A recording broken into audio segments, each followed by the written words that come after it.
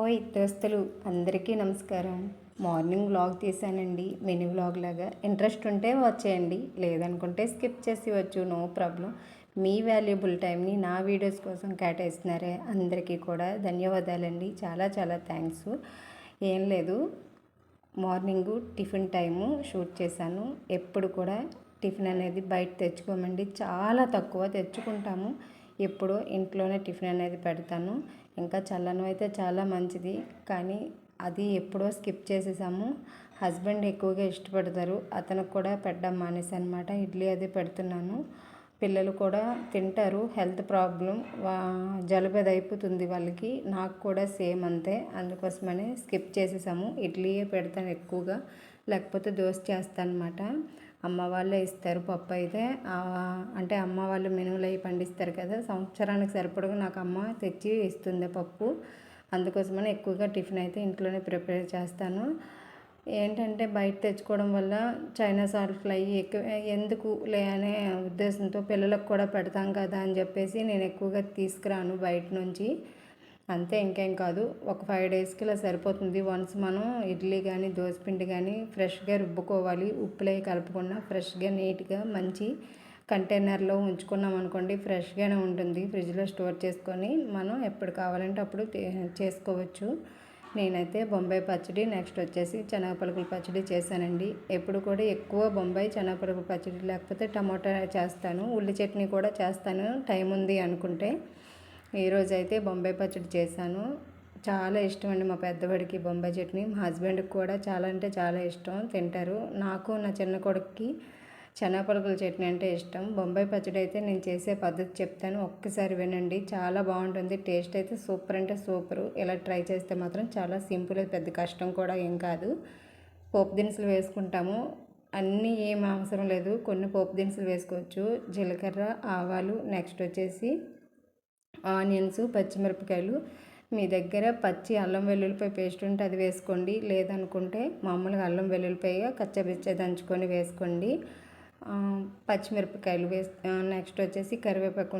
ఇవి బాగా వేగిన తర్వాత కొంచెం పసుపు, కారం వేసుకొని తర్వాత టమాటాలు బాగా మగ్గనివ్వాలన్నమాట. ఉల్లిపాయలు వేసిన తర్వాత టమాటాలు కూడా వేసి సాల్ట్ వేసి బాగా మగ్గిన తర్వాత మనం వాటర్ పోసుకొని, ఆ వాటర్ అనేది బాగా మనం ఉప్మాకి ఎలా పోపు వేసుకుంటాం అలా బాగా మరిగిన తర్వాత శనగపిండి అనేది వాటర్లో కలుపుకొని మనం దారి పట్టించుకున్నాం అనుకోండి, చాలా బాగుంటుంది. ఒకసారి ట్రై చేయండి. చాలా అంటే చాలా, చికెను, మటను జ్యూసులు తింటాం కదా, ఆ స్టైల్లో వస్తుంది అన్నమాట.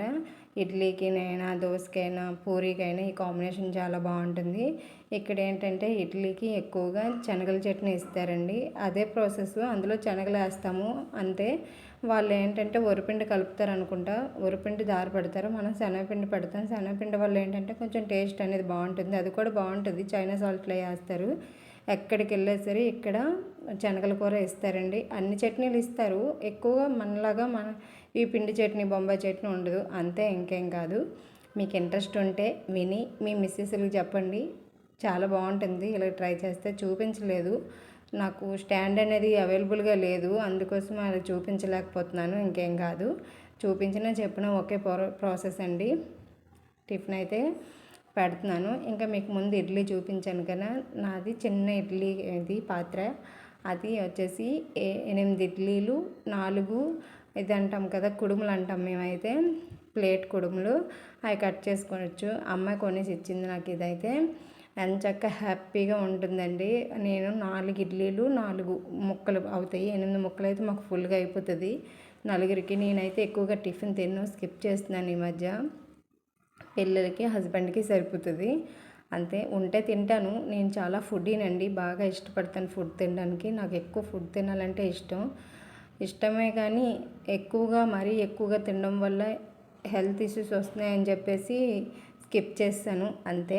ఇంకా అక్కడ మీకు టీ చూపించాను కదా, మా హస్బెండ్కి మరలా నేను మార్నింగ్ తాగేసాను పూజ అయిన తర్వాత.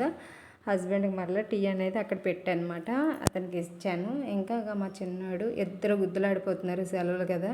టీవీ రిమోట్ కూడా వీడి చేతినే పెట్టుకుంటాడండి. చిన్నవాళ్ళు ఎలాగైనా కొంచెం డామినేటివ్గా ఉంటారు. ఆ పెద్దోడికి టీవీ అది చూడనివ్వడు. బ్రష్ కూడా నేనే చేయించాలి.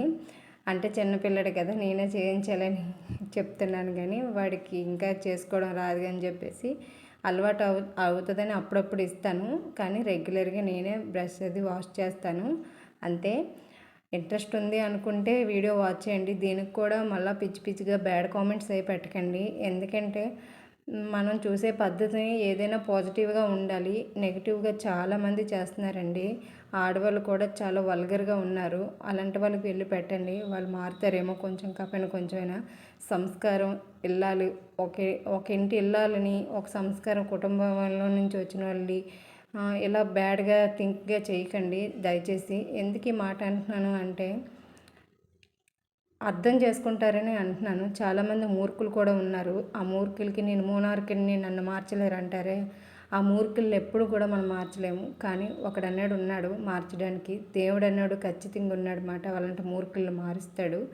ఎనీవే నేను పట్టించుకోను. కాకపోతే ఏంటంటే నాకు ఎందుకో బాధ అనిపిస్తుంది, ఒక్కొక్కరు కూడా కంటెంట్ వినరు, ఫేస్ కట్స్ చూస్తారు, వెంటనే అయితే కింద ఫోన్ నెంబర్స్ లేకపోతే ఒక బ్యాడ్ కామెంట్స్ ఇచ్చి వెళ్ళిపోతారు.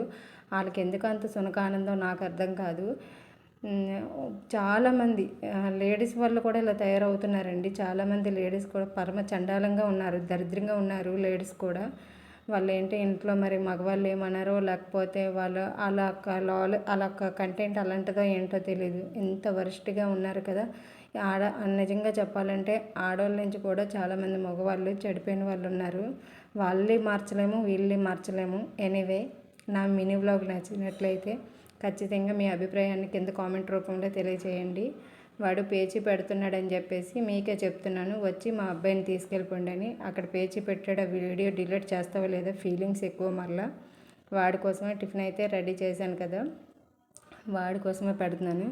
ఇంకా అక్కడ మా పెద్దోడైతే వాడితో మాట్లాడుతున్నాను కదా, వాడికి కొంచెం రౌండ్ అయింది, ఇద్దరు గుద్దులు ఆడుకున్నారు అప్పుడే బ్రష్ చేసేటప్పుడు, అందుకే వాడికి తిడుతున్నా అనమాట. ఎంత తిట్టినా అంతే, ఇద్దరికిద్దరు గుద్దులాడిపోతుంటారు అంతే, మరి తప్పదు. ఆ అల్లరే వేరు, పెద్ద అయిన తర్వాత వీళ్ళు గుద్దులాడుకోరు, వేరైపోతారు.